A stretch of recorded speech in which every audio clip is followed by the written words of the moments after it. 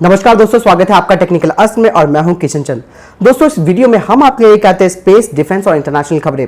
तो चलिए शुरू करते हैं खबरों को। दोस्तों, अगर सबसे पहले अपडेट की बात करते हैं तो वो आ रही है बारामूला एनकाउंटर को लेकर। आपको बता दें कि जम्मू कश्मीर के बारामूला जिले में एक आतंकवादी हमले में सीआरपीएफ और पुलिस के 3 जवानों के शहीद होने की घटना के कुछ घंटों के बाद ही सुरक्षा बलों और आतंकियों के बीच मुठभेड़ शुरू हुई। दोस्तों, इस मुठभेड़ में करीबन 2 आतंकी मार गिराए गए हैं। जम्मू कश्मीर के पुलिस महानिदेशक जो कि विजय कुमार हैं, उन्होंने बताया कि लश्कर के शीर्ष कमांडर सज्जाद उर्फ हैदर को बारामूला मुठभेड़ में मार गिराया गया है। यह पुलिस और सुरक्षा बलों के लिए एक बड़ी उपलब्धि है। इससे पहले आतंकी हमले में सीआरपीएफ के 2 जवानों की शहादत हो गई और जम्मू और कश्मीर पुलिस का एक विशेष पुलिस अधिकारी यानी कि एसपीओ शहीद हो गए। हमले के तुरंत बाद सुरक्षा बलों ने इलाके की घेराबंदी कर दी और उनकी धरपकड़ के लिए अभियान शुरू कर दिया। आपको बता दें कि अभी भी एक आतंकी फरार है, लेकिन उसका पीछा किया जा रहा है और उसके लिए सर्च अभियान और तेज कर दिया गया है। जिस आतंकी सज्जाद को मारा गया है वो उत्तरी कश्मीर में काफी एक्टिव था और यहाँ के टॉप 10 आतंकवादियों में ये शामिल था। यानी कि आतंकियों की तिलमिलाहट दोस्तों इस तरीके के है कि वो सुरक्षा बलों पर डायरेक्टली हमला कर रहे हैं और भारतीय सेना तुरंत ही उनका एनकाउंटर कर दे रही है। लेकिन यहाँ पर सबसे दुख की बात यह है कि इस मुठभेड़ में हमारे 3 जवान शहीद हो गए, क्योंकि दोस्तों इन्होंने ये जो हमला किया था वो छुप कर किया था। दोस्तों, यहाँ पे अगली खबर की बात करते हैं तो एचएएल को लेकर आ रही है। भारतीय नौसेना नेवी यूटिलिटी हेलीकॉप्टर्स के लिए $3 बिलियन के सौदे में सरकारी स्वामित्व वाली कंपनी एचएएल को शामिल करने के खिलाफ हो चुकी है। उनका कहना है कि कंपनी का उत्पाद फोर्स की जरूरतों के अनुरूप नहीं है। सूत्रों ने बताया कि नौसेना ने कई बार रक्षा मंत्रालय को अपनी इस राय से अवगत भी कराया है।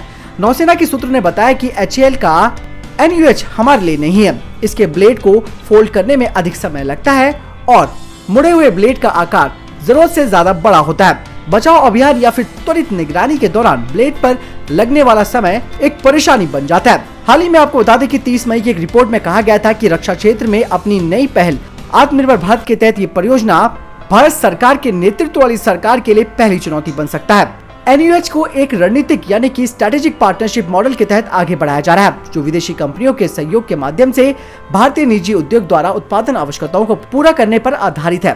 नौसेना के सूत्रों ने कहा कि नौसेना के एक आकलन में पाया गया है कि एचएएल फोर्स की आवश्यकताओं को पूरा नहीं करते हैं। आपको बता दें कि भारतीय नौसेना 1960 के दशक की सेवा दे रहे अपने चेतक हेलीकॉप्टर्स को NUH से बदलने के लिए इच्छुक है। NUH को कई भूमिकाओं में इस्तेमाल किया जाना है, जिसमें पनडुब्बी पर उतरने के अलावा search and rescue mission, emergency निकासी और छोटे मोटे समुद्री अभियान मिशन शामिल है।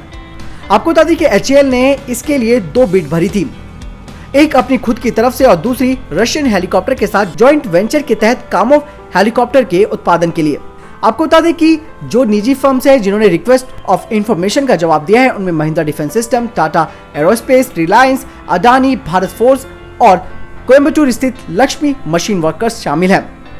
अब निजी क्षेत्र की कंपनियों ने जवाब में मंत्रालय को लिखा है कि एचएएल को बाहर रखा जाना चाहिए। दोस्तों, जब एचएएल का हेलीकॉप्टर हमारी नौसेना की आवश्यकताओं को पूरा नहीं कर पा रहा है तो ऐसे में निजी कंपनियों का कहना भी गलत नहीं है।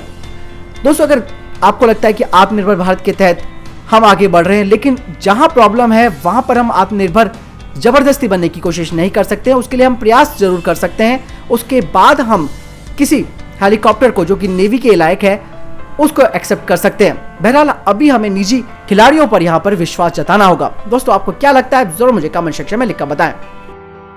दोस्तों, अब अगली खबर की बात करते हैं तो वो सेना के हेलीकॉप्टर को लेकर आ रही है। दोस्तों, आखिर कब तक सेना के ये चीता चेतक हेलीकॉप्टर अपनी खराब परफॉर्मेंस की वजह से खराब होते रहेंगे या फिर किसी दुर्घटना का शिकार होते रहेंगे, ये एक चिंता का विषय है। आपको बता दें कि एक बार फिर उत्तर प्रदेश के मथुरा में एक बड़ा हादसा होते हुए टल गया। भारतीय सेना के एक हेलीकॉप्टर में अचानक से तकनीकी खराबी आई, जिसके बाद इसे खेत में आपात लैंडिंग कराई गई। आपको बता दें कि इस हेलीकॉप्टर की तकनीकी खामी को दूर किया गया और उसके बाद इसने फिर से उड़ान भरी। दोस्तों, आप भी कई बार खबरों में सुनते आ रहे होंगे अभी तक कि हमारे सुरक्षा बलों के हेलीकॉप्टरों की बार बार आपातकाल लैंडिंग हो चुकी है। इसीलिए अब बेहद जरूरी है इन हेलीकॉप्टरों को बदलना, जिसके लिए एचएएल LCH LUH पर काम कर रहा है और इनको जल्द से जल्द सेना में इंडक्ट भी किया जा रहा है। दोस्तों, यहाँ पे अगली खबर की बात करते हैं तो वो आ रही है चोर चोर मौसेरे भाई को लेकर। जी हाँ दोस्तों, ये दोनों देश हर बार भारत के खिलाफ कुछ न कुछ चालें चलते रहते हैं और एक बार फिर से इनकी चाल का खुलासा हुआ है। दरअसल भारत के खिलाफ चीन और पाकिस्तान जो साजिश रच रहे हैं वो सुनकर आप भी दंग रह जाएंगे। पाकिस्तान की आर्मी ने बड़ी संख्या में SH-15 हवित्जर तोप का सौदा चाइना की नॉर्दर्न इंडस्ट्री कॉर्पोरेशन के साथ किया है। सूत्रों के अनुसार पाकिस्तान ये सब खरीदारी LOC और इंटरनेशनल बॉर्डर पर हथियारों की तैनाती के लिए कर रहा है। जानकारी के मुताबिक चीन से 236 SH-15 हवित्जर तोपें खरीद रहा है। इसके अलावा पाकिस्तान चीन से बैलून बॉर्न स्पाई रडार खरीद रहा है, जिसे वो LOC पर तैनात करेगा। इन रडारों के जरिए पाक आर्मी भारतीय सुरक्षा बलों की गतिविधियों पर नजर रख सकती है। डिफेंस सोर्सेज का मानना है कि पाकिस्तान जम्मू कश्मीर में लाइन ऑफ कंट्रोल पर मीडियम एल्टीट्यूड और लंबे समय तक चलने वाले UAV को तैनात करने की योजना बना रहा है। सिक्योरिटी एजेंसी से जुड़े सूत्र भी ये कहते हैं कि पाकिस्तान ने कश्मीर घाटी में तबाही मचाने के इरादे से बड़ी तादाद में चीन से K-Hong CH-4 UAV खरीदे हैं।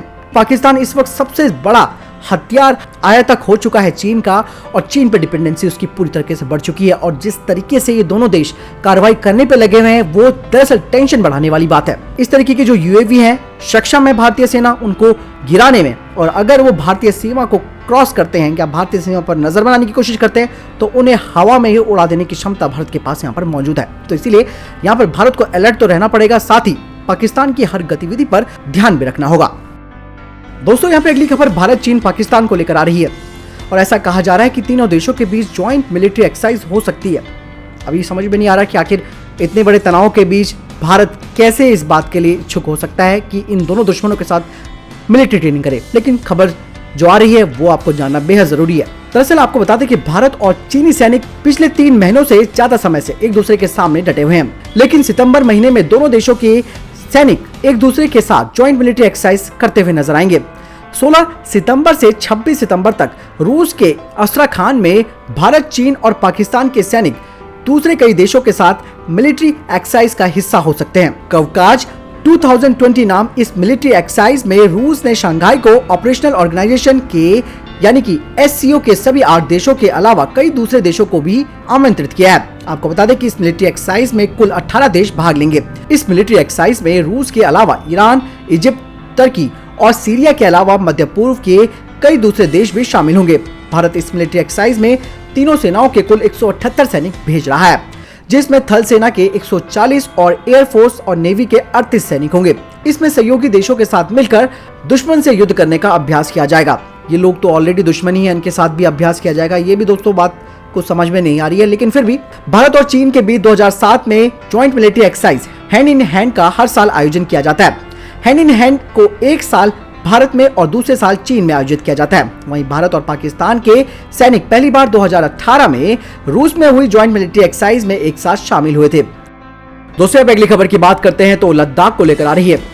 दोस्तों कई दौर की बातचीत के बावजूद भी चीन फिंगर, देप्सांग और गगोरा इलाके से पीछे हटने को तैयार नहीं है। इस बीच देश का शीर्ष राजनीतिक और सैन्य नेतृत्व आज आगे के रास्तों पर विचार करने जा रहा है। चीनी सैनिक फिंगर इलाके में 3 महीने से कैंप लगाकर बैठे हुए हैं और अपने पैर जमाने के लिए बंकर का निर्माण कर रहे हैं। और खबर तो ये भी आई है कि फाइबर ऑप्टिक केबल भी उन्होंने बिछानी शुरू कर दी है। सूत्रों ने बताया कि पूर्वी लद्दाख में मौजूदा परिस्थिति से निपटने के लिए शीर्ष राजनीतिक नेतृत्व सैन्य कमांडरों के साथ रणनीति बनाने पर विचार करने जा रहा है। साथ ही ये कहा गया है कि इस बात पर चर्चा हो सकती है कि देप्सांग फिंगर इलाके और गोगरा में मौजूदा परिस्थिति से कैसे निपटा जाए, जहां चीनी सैनिक अड़ गए हैं और भारतीय सैनिकों के साथ तनातनी की स्थिति है।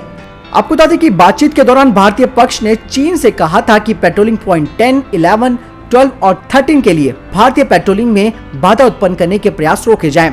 चीन ने मांग की है कि भारत DBO और पूर्वी लद्दाख सेक्टर से सैनिकों की संख्या कम करे। चीन ने DBO सेक्टर के पीछे बड़ी संख्या में सैनिकों के साथ लॉन्ग रेंज की तोपों और बख्तरबंद गाड़ियों को तैनात किया है। भारत ने चीन के किसी भी दुस्साहस को रोकने के लिए अपनी रक्षा पंक्ति उसी तरह मजबूत कर दी है।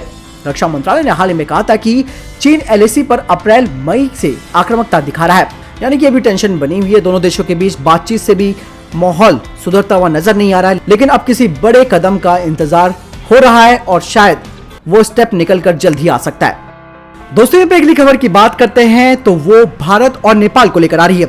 नेपाल की नक्शा विवाद के बाद जिस वजह से दोनों के रिश्ते दोस्तों खराब हो गए थे, अब ऐसा लग रहा है कि पहले जैसे रिश्ते वापस हो सकते हैं। दोनों देशों के अधिकारियों के बीच काठमांडू में बैठक हुई और वीडियो कॉन्फ्रेंसिंग से हुई इस बातचीत में भारत की मदद से नेपाल में चल रहे विकास कार्य की भी समीक्षा की गई है। इस चाइनीज वायरस की वजह से वीडियो कॉन्फ्रेंसिंग के जरिए बैठक में नेपाल के विदेश सचिव शंकर दास बैरागी और नेपाल में भारतीय राजदूत विजय मोहन क्वात्रा ने भाग लिया। भारत के राजदूत ने ये कहा है कि वो नेपाल की मदद से पीछे नहीं हटेगा और अन्य परियोजनाओं में भी लगातार सहयोग करता रहेगा। आपको बता दें कि नेपाल ने कहा कि दोनों देश मिलकर किसी भी समस्या का समाधान मिल बैठकर निकाल सकते हैं। दोस्तों, यहाँ पे अगली खबर की बात करते हैं तो वो इसरो को लेकर आ रही है। दरअसल इस कोविड ने परेशान कर दिया है हर क्षेत्र में और इसकी वजह से कई प्रोजेक्ट्स डिले हो रहे हैं। दरअसल इस चाइनीज वायरस की वजह से गगनयान के पहले चरण के तहत भारत के मानव रहित अंतरिक्ष अभियान को भेजने में देरी हो सकती है, जिसके दिसंबर 2020 में प्रक्षेपण की योजना है। इसरो ने दिसंबर 2021 में गगनयान के तहत मानव को पहली बार अंतरिक्ष में भेजने की योजना से पहले 2 मानव रहित मिशन को अंतरिक्ष में भेजने की योजना बनाई है। पहले मानव रहित मिशन में संभावित देरी के बारे में हाल ही में अंतरिक्ष आयोग को बता दिया गया है, जो कि अंतरिक्ष से जुड़े मुद्दों पर नीति बनाने वाली शीर्ष यूनिट है। इसरो ने कहा कि कोरोना वायरस महामारी के कारण पैदा हुई अवरोधों की वजह से उनका कामकाज प्रभावित हुआ है और कई मिशनों में देरी हो सकती है। जो बड़ी परियोजनाएं प्रभावित हुई हैं उनमें चंद्रयान 3 और गगनयान है। चंद्रमा पर भेजे जाने वाले तीसरे मिशन चंद्रयान 3 को इस साल के अंत में प्रक्षेपित किए जाने का विचार है। दोस्तों, अगर आपका वीडियो संबंधित कोई प्रश्न या आपका कोई जवाब है, जरूर हमें कमेंट बॉक्स पे लिख के बताएं। साथ ही दोस्तों, चैनल को सब्सक्राइब करना ना भूलें और वीडियो को लाइक और डिसलाइक करना भी नहीं। धन्यवाद दोस्तों, अपना कीमती वक्त हमें देने के लिए।